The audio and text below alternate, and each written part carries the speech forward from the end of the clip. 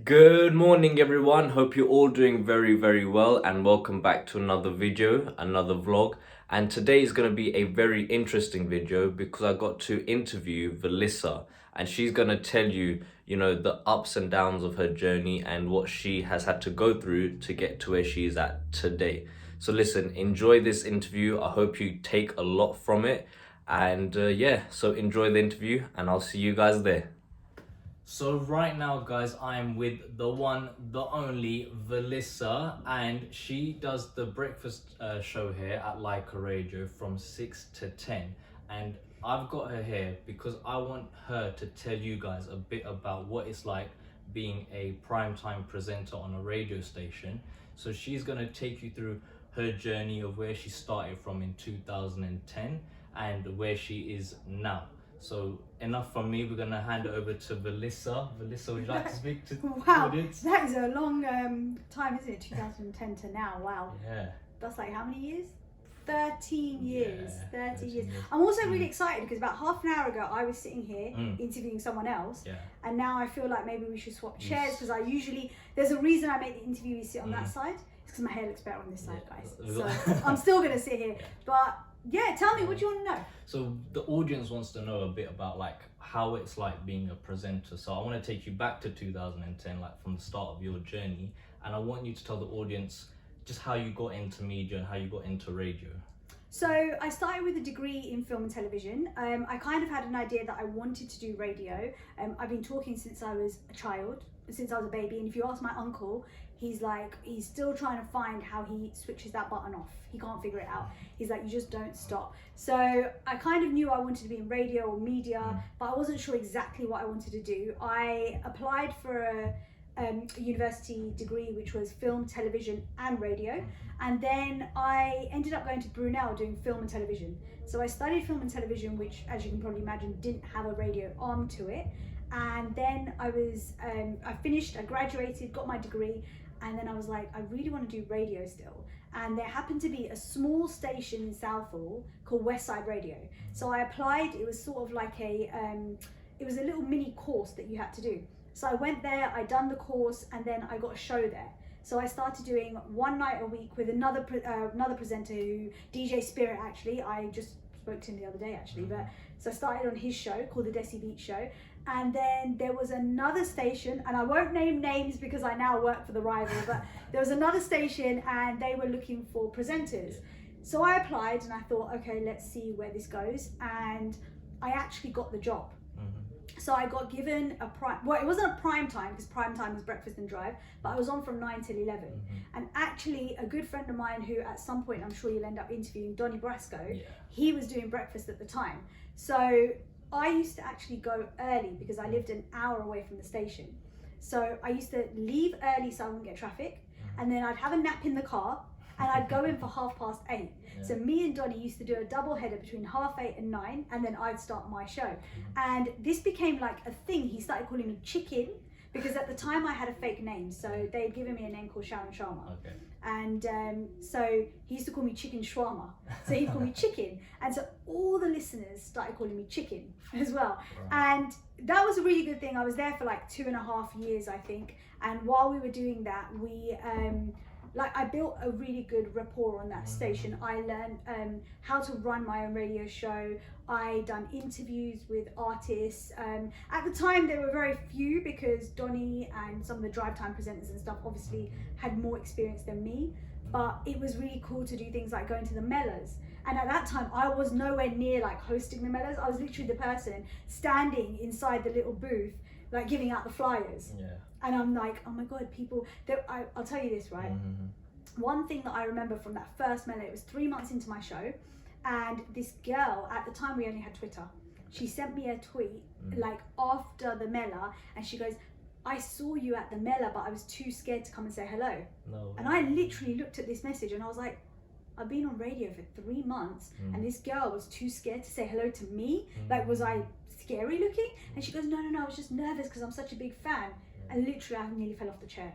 I was like, wow, this is what it's like to be a radio presenter. Definitely. So that all happened, and then I then worked for another radio station, and I was doing that for quite a long time. I was on a weekend show to start with, and then I got moved to the drive time show, but I had a co-presenter. Then I got moved to breakfast, also with a co-presenter, and then the pandemic hit. So I'm literally talking about a couple of years ago. But in that time I had learned a lot. So I learned not only to present, but how to run the station, how to run the systems. So if anything goes wrong, I can literally run the whole back system, which is really good, because normally people have producers and tech teams and stuff like that, whereas you can give me the whole system and I'll probably be able to work out the knowledge how to work out. And at the time I was also DJing, so I was one of the few female Bollywood DJs in the UK. So obviously technical wise I knew all this. I'd made a film, which I didn't even get into that because I just started talking about the radio, but I made a feature film which I scripted and produced myself. Wow. It didn't go anywhere at the time. Things like Netflix, Amazon, they weren't around. So it was very difficult to sell sort of a small independent film. I'm now working back in that now to try and work in that film thing, because things have changed so much since then. Of course. But then 3 years ago, pandemic hit and I ended up here. And that was definitely good fun. It's been an amazing journey, because my first show was breakfast, and I've been on breakfast for the last 3 years, and it's been really I want to say like the most incredible journey since, considering I've been in radio for 13 years, the last 3 years are probably the best, because I learned what I needed to the 10 years prior, but in these 3 years I've now managed to put it all into perspective. So I've managed to do interviews with some big names, and this is not an ego thing, it's not a boasting thing, it's more like finally it feels like what you've accomplished, where I've got of course, what I wanted to do. I'm now able to do. I've done a live radio show from Dubai for the IFA Awards. I'm soon going back somewhere, I can't say where, but you will find out soon. So stay tuned. Yes, I'm going to be doing a live radio show from somewhere else this year. So there's lots going on. Because I was gonna ask you about that, about what you're up to. Is there any like hints you could give the viewers who are listening? So last year I went to the IFA Awards, and I can tell you that there was a temple there that was opening, and they were working on it basically. And as I was there, I kind of done a really random reel. I literally was like, okay, social media, you know what it's like, we start filming everything. And there were these kids there, and they were singing the Aarti at the time. So I said to the parents, do you think I can film them? And they're like, yeah, sure. So I filmed these kids, and then I laid a brick, so my brick is somewhere inside this temple, and that video went viral, and everyone loved it. And the Mandir started inviting me to the opening, and I'm like, can this actually be a thing? Like, this is nothing I've done before. I've done the IFAs, but it's not something I've done before. So sometime soon that Mandir is opening, and I shall be there. Wicked. So Okay, cool. So then people got that to look forward to. Definitely. And so I want to now bring you back to the present time now. So you do the show, the breakfast show, which is from 6 a.m. to 10 a.m. and people can listen to that on Lyca Radio. And I just wanted to know, does anything stand out from like any memory, good or bad, or when you were on air? Is there anything that just stands out from you, like good or bad? I mean, bad is always when I accidentally leave the mic on and start talking. I don't do it very often, so if our boss watches this, I don't do it that often. But if you leave that mic on, I've honestly never sworn on air. I don't generally swear off air, so I feel like, but there's this mode in me where when that mic goes up, I know that I'm in that mode. So I don't accidentally say stuff that I shouldn't say, because we do get fined for things like that. So I don't end up doing things like that, but I have left the mic on before. And I would say good would have to be the interviews, because it's something that I've always wanted to do, and some of the biggest names that I've always looked up to and always wanted to interview, I've now been able to do. But breakfast in general, I feel like it's got a different vibe, and I'll tell you why. There's something on my show called the Calculations. So Calculations is basically a maths question for kids, or it's supposedly meant to be for kids, and it's funny because adults find it really hard. They find it so difficult to answer. You can't use a calculator, because as you put it through a calculator, people don't press equals. So say for example I'm like 5 plus 7 times 6 take away 5. If you keep pressing equals in between, if you don't press equals in between, I'm giving away the trick now. If you don't press equals in between, it comes up with some random number, not the answer. So the whole point of calculations is to do it in your head. And I can get hundreds of kids, and this is not exaggerating, I get hundreds of kids getting involved for the calculations. One day I thought, where are these kids coming from? Because I know that my younger cousins don't listen to Asian radio. And then I'm thinking, these kids are 8, 9 years old. It suddenly dawned on me, they're the kids of my generation's children, basically. So had I have got married quite early, had I have had kids quite early, then those 8, 9-year-olds, probably giving away my age now, but those 8, 9-year-olds would be my kids. And my kids would probably listen to Bollywood, so they would be tuning into Lyca, whereas my cousin's parents grew up here and they were sort of accustomed to listen to more English music because they were trying to grow up in this country and fit in. Of course, So it's amazing to see, and one big thing for me is when I met parents, in fact, I think you were there with me at one event where a mum came over to me and she said, my kids run to the car at 8 o'clock. We cannot be late because if they miss your calculations, that is the end of it. I don't hear it. Another mum said to me that her child is very shy, doesn't really like interacting, but this child came specifically to an event to come and meet me. Oh wow. And for me, that is bigger than anything else because that means I'm connecting with the right people. They listen to me and they hear themselves, because obviously I've got a British accent and I only talk in English. We've discussed that my Hindi is terrible, and that is something I'm going to learn in 2024. But they hear me, they understand me, but then I play like a Bollywood song that they recognize or they've learnt in dance class or their parents listen to, and so they can relate. And that's what I was trying to always do, is get that younger generation to basically be able to relate to the music, to the culture, and that's what they do, which is really fun. You know, to turn up at it wasn't a lorry event, it was something, it was an event, and it was a religious event, but for them to come to that religious event to come and meet me is good, because that means they're then associating that with the fact that their culture is part of that. And that's credit to you that you've built that connect with the audience, and like you said, in particular the young generation who wouldn't necessarily listen to Bollywood music or older music, but because they connect with you, they have that interest, and that's why they listen to you. I can also give you another exclusive. Go on then. I might get in trouble for this one because we have not announced it on radio yet, but I will tell you, we are doing a special breakfast tour. So this tour is going to schools, and we're going to be doing a live radio show from those schools. Oh wow. So we're going to be doing that very, very soon. I know you knew about it already, but we're going to be doing that very soon. So that announcement will be on the radio. So the only way to find out is listen to the radio. Stay tuned, exactly. That's really cool. We've got a lot of people who want to get involved in the media industry and in radio in particular. Is there any advice that you can give to a young person who wants to get involved in this? 100%, because this is what I live for.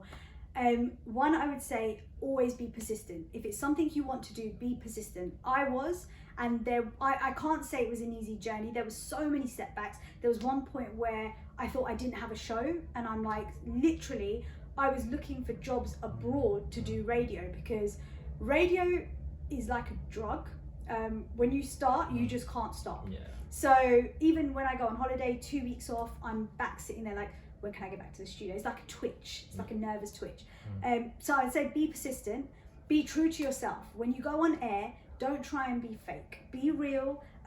Some of the biggest things that I had in the 10 years before I came here were situations where I would say normal stuff. Like, I remember one day I had builders in the garden, and every time we used to drive up, I could hear that they were listening to a different station, and I'd get really angry. I'd be like, why are they? So imagine I'm on Lyca Radio and they're just listening to Lyca Gold, and I'd be like, but you're working in my house, why are you listening to Lyca Gold?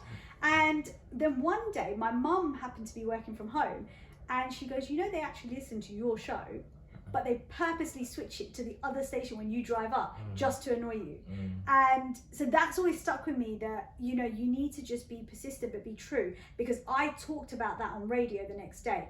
I remember during the lockdown, I went for a walk in a park that I found during lockdown near my house that I didn't even know was there. And I was saying to the audience at the time, I was like, you know, I got to this park, it was such a beautiful park, but because I walked there, it took me 20 minutes to walk there, I couldn't walk around the park because I knew I'd be tired and have to walk back. So I had hundreds of messages coming in going, well, listen, next time take the car to the park, walk around the park, and then get in the car and come home. And I'm like, yeah, that makes sense. So there's so many little stories like that, but I always feel like you need to be true to yourself. You need to work hard.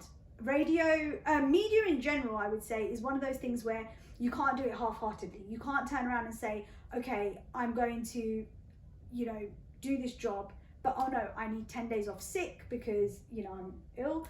Oh, I need to go on holiday, I need to do this. You have to be consistent, because your audience, you have to build them. Once you've built them, it's a different situation. I mean, we've got Ravi Sharma here. He's been doing it for 47 years consistently. That is what you call dedication to your job. And of course, if you love it, then you're going to be dedicated anyway, but you need to be dedicated to be able to get there in the first place. And like I said, there's always going to be setbacks, but you need to learn to be, I feel like in media, you need to learn to be a bit harder. So you have to let those setbacks actually be a learning curve rather than something that then upsets you. And honestly, it's easier said than done, but there's always times where you're kind of like, was I not good enough? Why did that person get that over me? But I always look at that as a positive rather than a negative. So there's a presenter, and again, I won't name names, they're not here anyway, but this particular presenter, same age as me, same career path as me, ended up on a bigger platform than me, and I look at that person and I don't think, why am I not there? I think, I love what I do, and good on her for being where she is. You see what I mean? You can't look at that as, why am I not there? You need to look at it as, well, I am where I am. I chose to be in this position, and I love my position, don't get that wrong, but that's why. It's nothing to do with competition, it's nothing to do with someone is better than someone else. It's all about which path you decide to choose. Of course, I think everybody has their own journey to get to wherever they want to get to. And like I said, it's just not probably looking at it from like an envy or jealousy point of view, but as opposed to, okay, you're content with where you're at, you're an established presenter, you're on a national radio station, and there's always a way you can progress forward. So it's not gonna like finish it. There's always things you can achieve and everything. And always learn, always be open to learn. Like I said, like I done my radio show here, I learned how to do a radio show from abroad, hence why I was being able to do that situation. If I didn't know how to do the station from abroad, then of course that wasn't going to happen, but it did happen because I made it happen. I didn't just sit there and say, right, who's going to teach me? I kind of said, right, I'm going to learn, and now I'm going to go forward and do that. And the other thing that I want to add here is something that I've stuck by for a very long time. I made a film where in that film there was a poignant part in there where there was a guy who wanted to be a singer and his dad wanted him to work for his accountant firm.